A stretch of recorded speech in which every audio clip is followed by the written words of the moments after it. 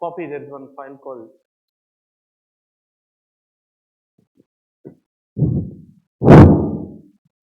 is a broadcast study.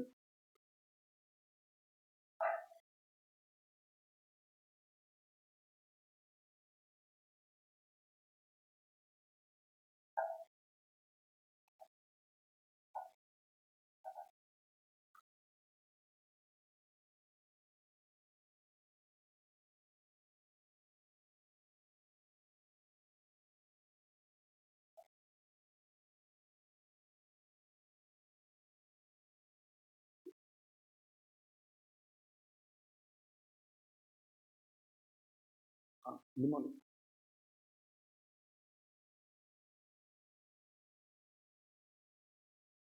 Can you go into the slide mode?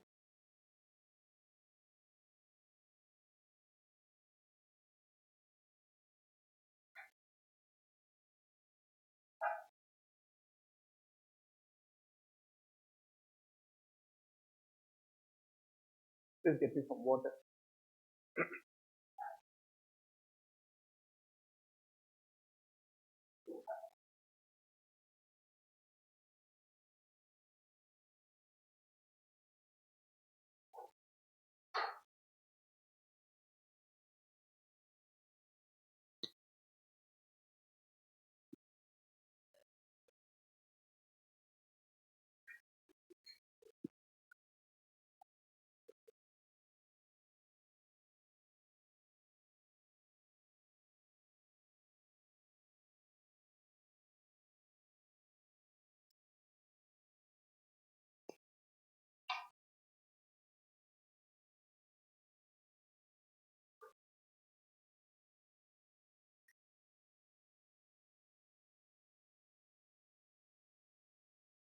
Good evening to everyone and welcome to today's session.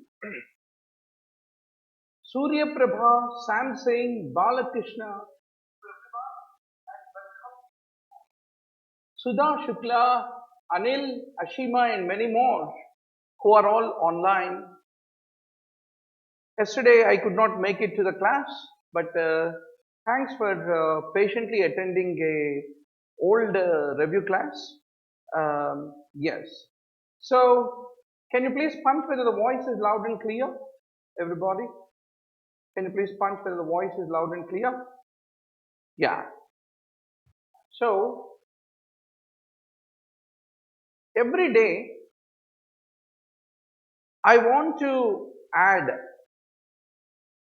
5 mnemonics for you to master while you are going for the NEETPG exam. 5 mnemonics. So, what is the purpose? We read and read. But unfortunately, there are 5,000 tables, lists that you have to inevitably remember. It has nothing to do with your intelligence, memory power, gray cells in the brain or chromosome number 21. Nothing is related.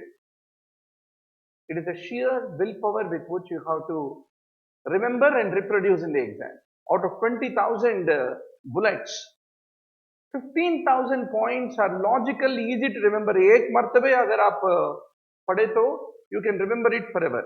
But 5,000 lists, tables, set of points, there is no other way unless you develop some method, some funny method of remembering them. That is very, very important. So, everyday class में I wanted 5 topics, 5 areas, and then quickly how to remember, not only what to remember, but how to remember also. Let us develop some method so that these are the 5,000 things which are inevitable that every NEET-PG aspirant need to learn when they go for the entrance exam. First, Porphyrias. Favorite question asked by the examiner is, what is the enzyme involved in which type of porphyria? Headache wala topic रहता है. But how to master this to remember? You can remember this word. All congenital porphyrias have a variable presentation. Some will present with cutaneous, some will present with neuropsychiatric, some will present with hypertension like cardiovascular manifestation. So that is the reason. All congenital porphyrias have a variable presentation. You try to remember this important mantra. Okay. A. Acute intermittent porphyria. Congenital is congenital erythropoietic porphyria. Porphyrias is Porphyria cutanea tarda. Have means hereditary coproporphyria. Variable means variegate porphyria. Presentation is protoporphyria. This is first, you try to remember this in this sequence. This important mantra you need to remember. So the first enzyme in the porphyria synthesis, if you remember, allosynthetase and aldehydrase, they don't have any deficiency. Allosynthetase, aldehydrase, they don't have any deficiency. So once you write these porphyrias in this order, what is the mantra? All congenital porphyrias have variable presentation. Acute intermittent porphyria, congenital erythropoietic porphyria, Porphyria cutanea tarda, H for have, H for hereditary coproporphyria, V for variable, V for variegate porphyria, P for presentation, P for protoporphyria. This is what you should write in the order. Now then, if you know this order, what are the enzymes? You will easily remember. The first three types of porphyria. What are the three types of porphyria? First, in that order, first acute intermittent porphyria, congenital erythropoietic porphyria, Porphyria cutanea tarda. All congenital porphyrias. The buzzword, mantra, you should not forget. These first three in this order, they have euro.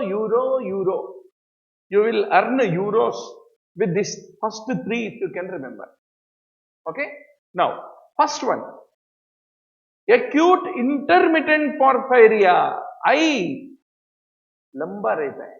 The letter I is tall. It looks like 1. That is uroporphyrinogen 1 synthase is something that you will remember. Okay. Then, congenital erythropoietic porphyria. Isko kya hai? Congenital. CO. So, ye bhi euro hai. Magar uroporphyrinogen 3 co-synthase. This is co, that is congenital is also co. Okay na? Now third one. Porphyria cutanea tarda is euro. Once more, third also is euro. Uroporphyrinogen 3 decarboxylase. How will you remember this? If you eat carbs, aloo mattar, aloo curry, carbs, you become fat. If you become fat, you will walk slowly. Slow means tarda. So, Porphyria cutanea tarda is decarboxylase because carbohydrates खाने से आप tardy बन जाते. Got it? Now, the next क्या होता है? All congenital porphyrias have. Have is क्या होता है? Have means hereditary coproporphyria. Copro. So, copro is easy to remember because the enzyme is also coproporphyrinogen 3 oxidase. How will you remember? Copro क्या होता है? Shit होता है ना? So, copro is shit. If there is a lot of shitty smell is there, you require some oxygen, right? So, coproporphyrinogen 3 oxidase is hereditary coproporphyria is what you will remember. Then, next आता है variegate porphyria in the order. Yes, variegate porphyria in the order, but how will you remember? Variegate porphyria is protoporphyrinogen oxidase. How will you remember? Variegate porphyria के बाद क्या आ रहे हैं? Protoporphyria आ रहे हैं. So, protoporphyrinogen is something that is one step before. So, protoporphyria is the next disorder, but protoporphyrinogen oxidase is the problem in variegate porphyria. Then finally, you know, protoporphyria hota hai ferrochelatase. Kyun? Proto means just before. Before what? Hemoglobin. Why it is called before hemoglobin? अगर protoporphyrin में iron लगा दिए तो it will become hemoglobin. If you put iron inside the proto, it becomes hemoglobin.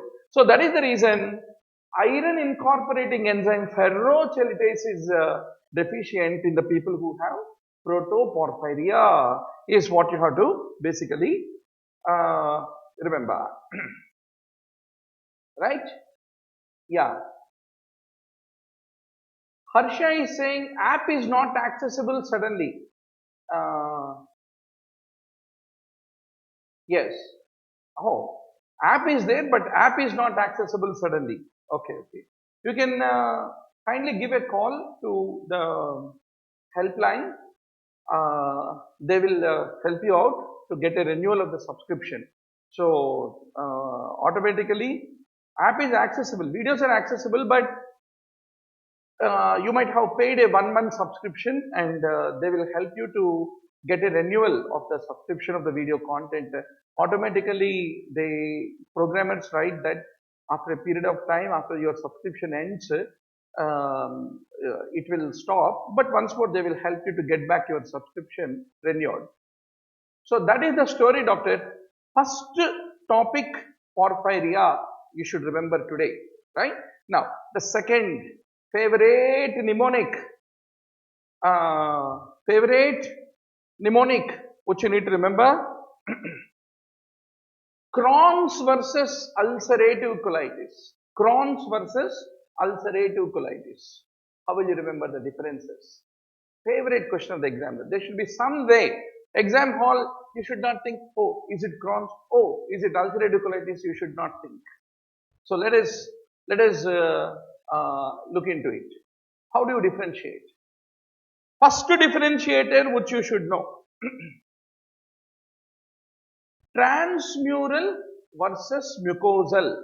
How do you differentiate is a very, very important question.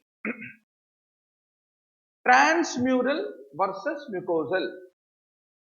Ulcerative colitis tends to affect only the mucosa, whereas Crohn's is transmural. How will you remember it in exam? By whenever we say no, mucosal ulcer बोलते हैं. Ulcerative colitis होता है ulcer and it involves only the mucosa is what you need to remember. But what is the exception? When toxic megacolon occurs in ulcerative colitis, so it typically will affect all the muscular layers. That is the only time where it will become transmural. When it forms the toxic megacolon is what you need to remember. Now, is only mucosa, Crohn's is transmural. You can remember all the remaining things. Adhesions, fistulas, abscesses, they are all the hallmarks of the Crohn's disease is what you need to remember. Next, second important difference, how will you remember? Which, between ulcerative colitis and Crohn's, which shows the crypt abscess, which shows the regular abscess. You should know the difference. Already you know that regular abscess is common in Crohn's. Just now we discussed adhesion, fistulas and abscesses are common in Crohn's. So regular abscess is common in Crohn's because it is transmural. Obviously, crypt abscess is common in ulcerative colitis is what you will basically remember. So what is crypt abscess? Fundamentally, there are crypts of Lieberkühn, and in the crypts of Lieberkühn, there is a neutrophilic infiltration, and those abscesses are called crypt abscess.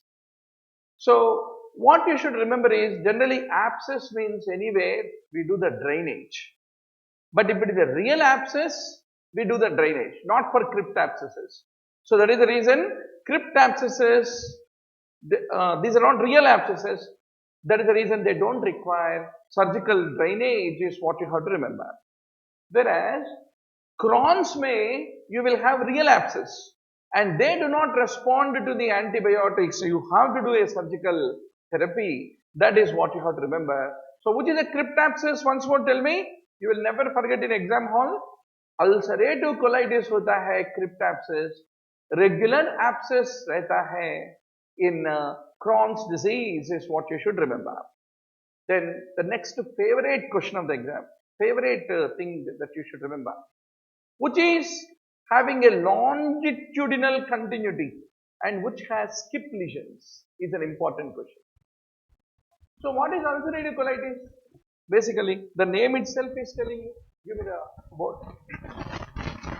Ulcerative. That is the reason it is only limited to colon.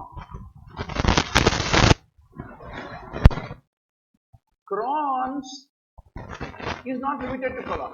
Starting from abscess to the mouth,